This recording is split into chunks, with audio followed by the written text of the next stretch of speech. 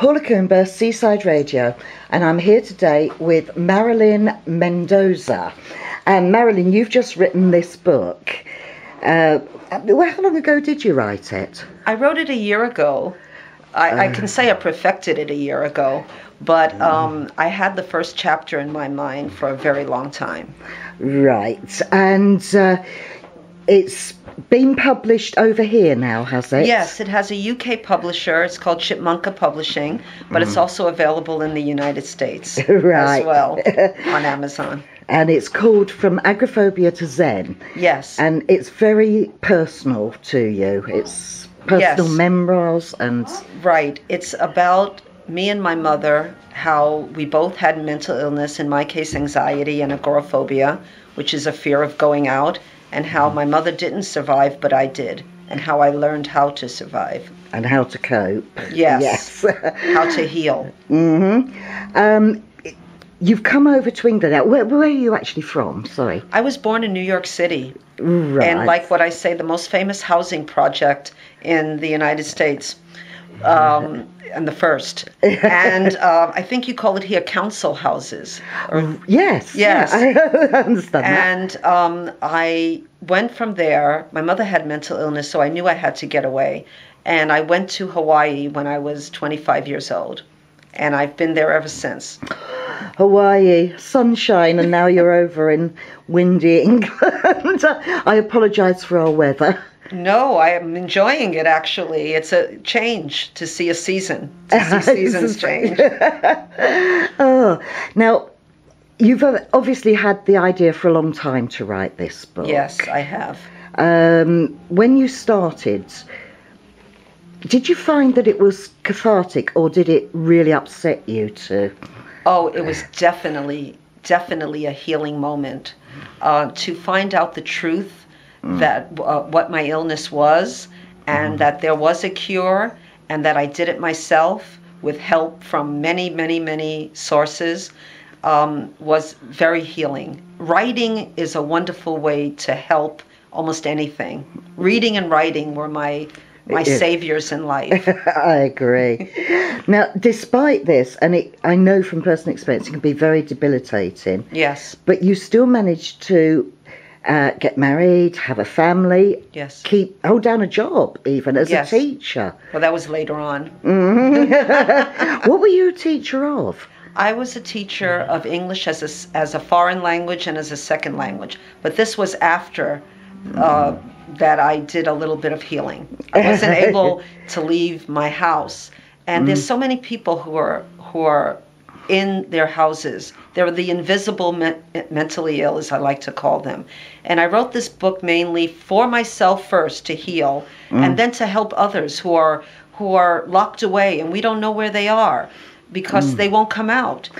Very true. And we can't really go around knocking on everybody's doors and saying, is somebody in there who doesn't want to come out, can we? No, we can't. At one point I was locked in my closet, as this picture shows, and I raised 4 children through closet doors, which isn't easy. I did it with the help of my eldest daughter, Elena, and with so much fear and so much self-hatred. I didn't know what I was afraid of. But I know I had panic attacks, and I was afraid that if I went out, I would end up going through an ambulance to a hospital. And I didn't want that to happen. So I stayed home. They actually call it the fear of fear itself, which is very apt. Because there is nothing physical to be afraid of. It is just you're afraid of what you're feeling in the fear. Yes, but at the time, you think you're having a heart attack. You think it's physical because it feels physical. It's actually, the fear brings a physical response that is so strong that your blood pressure can rise to almost dangerous heights. And I fainted a few times right in the middle of a street. So it is a fear of fear, but it's also physical. It's a physical and mental disorder. And my hope is that people won't be afraid to admit it. To get help. Of course. I don't know, have you been in England long? Do you have any idea what our mental health services are like? I think they're pretty good, but maybe better than the U.S. because I know that this Chipmunka Publishing helps people who are writers and want to be published, helps them. And we don't have a similar thing in America at this time. We do have an organization called NAMI, which is the National Alliance of Mental Health, mental health.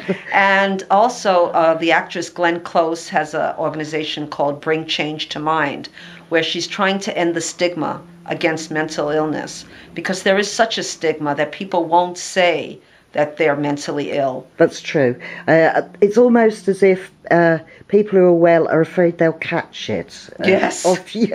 I'm not the way they look at you, they give you this look, and that they're walking away backwards sometimes.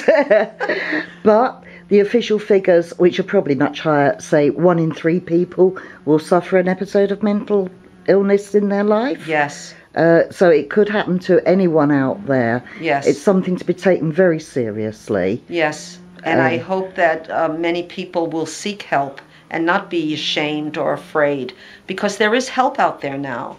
There's so many ways of getting help now compared to when my mother had mental illness. There's better diagnosis, there's better treatment, and I like to say that they try to give a holistic cure by different means, because there's not one thing that's going to cure you. No, it's very much a lot of different things, and a lot of it has to come from within yourself. Definitely. To start with.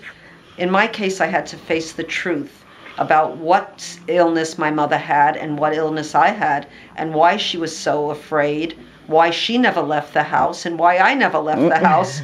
So it was a big discovery, a self-discovery, and that's what my book is about. It's almost like a mystery novel, yet it's 100% true.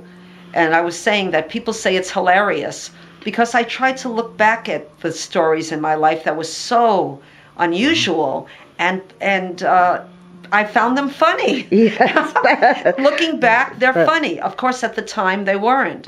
No. But I hope that, so many people write what they call misery memoirs, and it's like, poor me, poor me. It's so self-indulgent. I try to think of my reader and think, how can I help this reader? How can I help them and help myself and still make it a readable book? Of course.